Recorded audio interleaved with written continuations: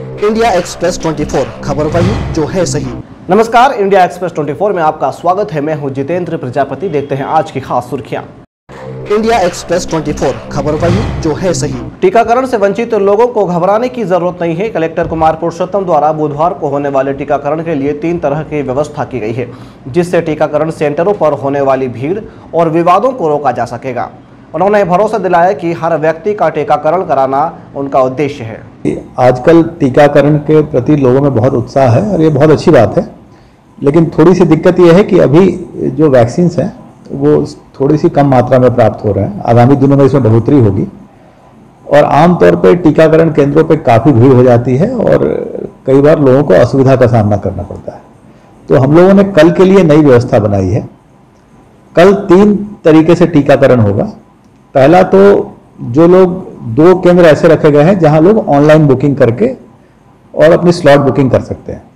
तो जिन लोगों की ऑनलाइन बुकिंग है वो वहां जाकर टीकाकरण करा सकते हैं और ऐसे सिर्फ 2 ही केंद्र हैं और वहां सिर्फ ऑनलाइन से ही टीकाकरण होगा। बड़ी संख्या में लोग सेकेंड डोज के लिए पेंडिंग है, तो हमने ऐसे कल 2000 से के करीब वैक्सीन सेकेंड डोज के लिए सुरक्षित रखी गई है। उनके सेंटर्स निर्धारित है, 6 या 7 सेंटर्स हैं। उसका प्रकाशन किया गया है और जनसंपर्क विभाग भी जारी करेगा। वहां पे कोई रोक नहीं है। कोई भी व्यक्ति जिसका सेकेंड डोज लंबित है वो जा सकता है। कहीं का व्यक्ति कहीं भी जा सकता है, लेकिन वो सेकेंड डोज के लिए ही होगा वो केंद्र। उनको अपने साथ आधार कार्ड लेके जाना होगा।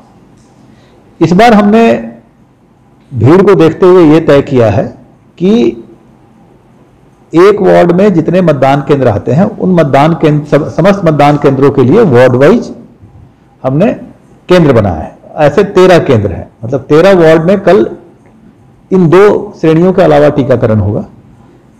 इन केंद्रों में सिर्फ शहर के उस वार्ड के अंदर आने वाले मतदाता ही टीकाकरण करा सकेंगे। तो मेरा आप सबसे आग्रह है कि अगर उस वार्ड के आप वोटर हैं तो आप टीकाकरण केंद्र में जाइए, अपने साथ वोटर आईडी और आधार कार्ड दोनों लेके जाइए। वहां आपका सत्यापन होगा कि आप उस वार्ड के वोटर हैं, तो आपका टीकाकरण होगा। ग्रामीण क्षेत्रों के व्यक्तियों के लिए कल शहर में टीकाकरण नहीं होगा। हमने उनकी सुविधा के लिए जो नगर से लगे हुए गांव हैं वहां भी टीकाकरण प्लान किया है। तो एक तो ग्रामीणों को यहां आने की जरूरत नहीं है और उनके गांव में ही जो शहर से लगे हुए ऐसे 5-6 केंद्र हमने बनाए हैं जहां पे कल टीकाकरण की सुविधा है। ये सारी व्यवस्था इसलिए की गई है कि लोग थोड़ा आराम से आके वैक्सीनेशन कराएं, अनावश्यक भीड़-भाड़ लाइन में खड़े होने की स्थिति ना आए और यही व्यवस्था आगे भी लागू रहेगी। अगले दौर में जब भी टीकाकरण कल के बाद जब भी होगा तो शेष वार्डों में ये काम होगा। और मैं ये आश्वस्त करना चाहता हूं कि ये जब तक कि अंतिम व्यक्ति को टीका न लग जाए टीकाकरण चलता रहेगा। शासन का उद्देश्य यही है। कई लोग ये चिंता पाल रहे हैं कि हमारे 84 डेज हो गए। उनका डेटा हमारे पास है, हमें मालूम है कि किनको सेकेंड डोज लेना बाकी है। उस हिसाब से हम वैक्सीन की प्लानिंग कर रहे हैं, तो जल्दी ही उनका भी सेकेंड डोज लग जाएगा। आप सबसे आग्रह है कि नियत समय पर पहुंच के अपने दस्तावेज के साथ अपने वार्ड में पहुंचे जहां के आप वोटर हैं और आराम से टीकाकरण कराएं। इंडिया एक्सप्रेस 24 खबर वही जो है सही। पिपलोदा थाने के ग्राम झातला में बड़ा हादसा घटित होने से टल गया। ग्राम झातला में रसोई गैस सिलेंडर की सील खोलकर ढक्कन हटाया तो गैस तेजी से बाहर निकलना शुरू हुआ। गैस सिलेंडर को घर से बाहर फेंका। उसके करीब 1 घंटे तक लोगों में दहशत बना रहा। रतलाम जिले के ग्राम झाथला में अनोखी घटना देखने को मिली। वैसे गैस सिलेंडर का ढक्कन खोलने पर फर्राटे बंद गैस निकलती नहीं है, लेकिन झाथला निवासी दिनेश कुमावत के घर में ऐसी घटना हुई। दिनेश कुमावत की सूझबूझ ने बड़े हादसे को होने से टाल दिया। दिनेश की माने तो गैस खत्म होने पर वह बेहपुर स्थित HP गैस एजेंसी से गैस की टंकी लाया था। सील खोलने के बाद उसका ढक्कन खोला तो गैस तेज गति से निकलने लगी। दिनेश ने तत्काल घर की सभी लाइटें बंद कर दी और लीकेज गैस सिलेंडर को रोड पर डाल दिया। साथ ही ग्रामीणों से लाइट एवं माचिस न जलाने की अपील की।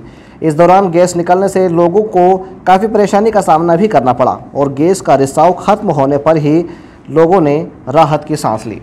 यहाँ पर हमारा गैस खत्म हो गया था, इसलिए हम दूसरी लाए टंकी उसको खोला। जब हमने तो जैसे खोला, जैसे वो उसके अंदर लोग नहीं था, जैसे लॉन्ग नहीं था, जैसे वो हमने ढक्कन खोला और ऐसे गैस निकलने लगी, जैसे कि मोटर के पानी निकलता है पाइप में से, ऐसे खतरनाक निकलने लगी। नहीं, वो भी ठीक है, लेकिन हादसा हो सकता है, बहुत बड़ा हो सकता है। यहाँ पर अधिकतर हमारे लेडीज का ही काम पड़ता है।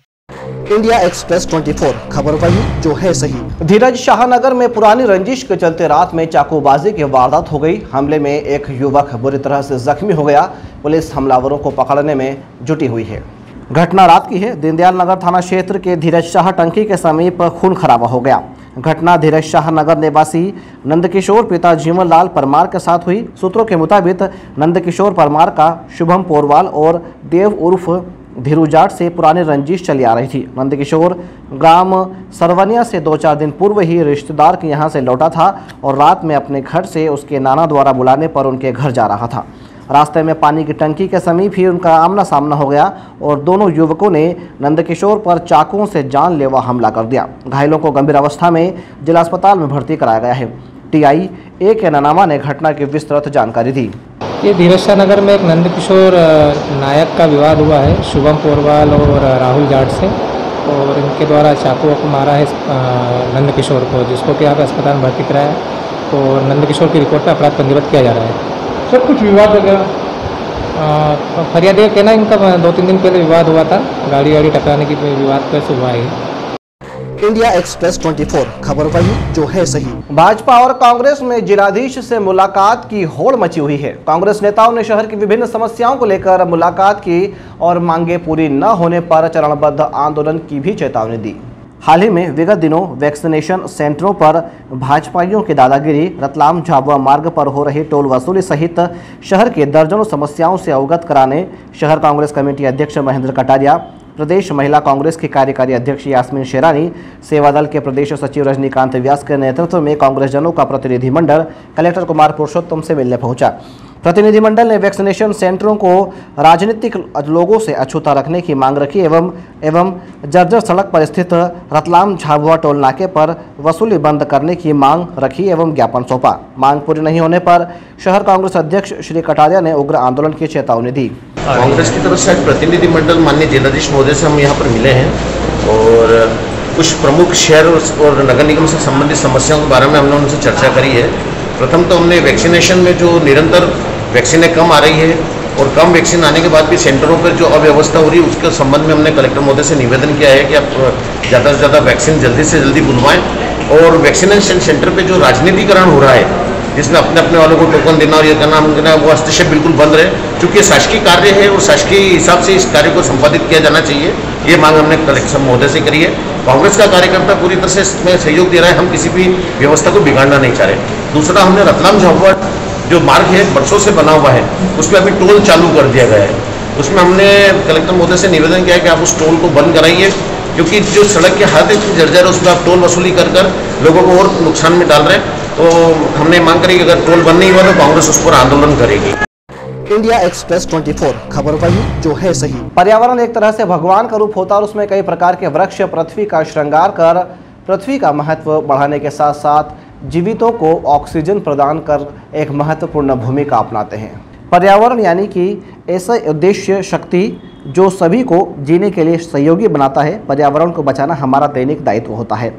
पर्यावरण के महत्व को भाजपा नेता मनोहर पोरवाल, आदित्य डागा ने समझा और फ्रीगंज मनोहर गली में पौधारोपण कर क्षेत्र नागरिकों में पर्यावरण के प्रति जागरूकता पैदा की। इस अवसर पर कन्हैयालाल मालवीय, चिराग असरानी, रामचंद्र मालवीय, राजेश शर्मा, राजेश जोशी आदि उपस्थित रहे। आज बस इतना ही। कल फिर हाजिर होंगे कुछ नई हलचलों के साथ। तब तक के लिए नमस्कार। इंडिया एक्सप्रेस 24 खबर वही जो है सही।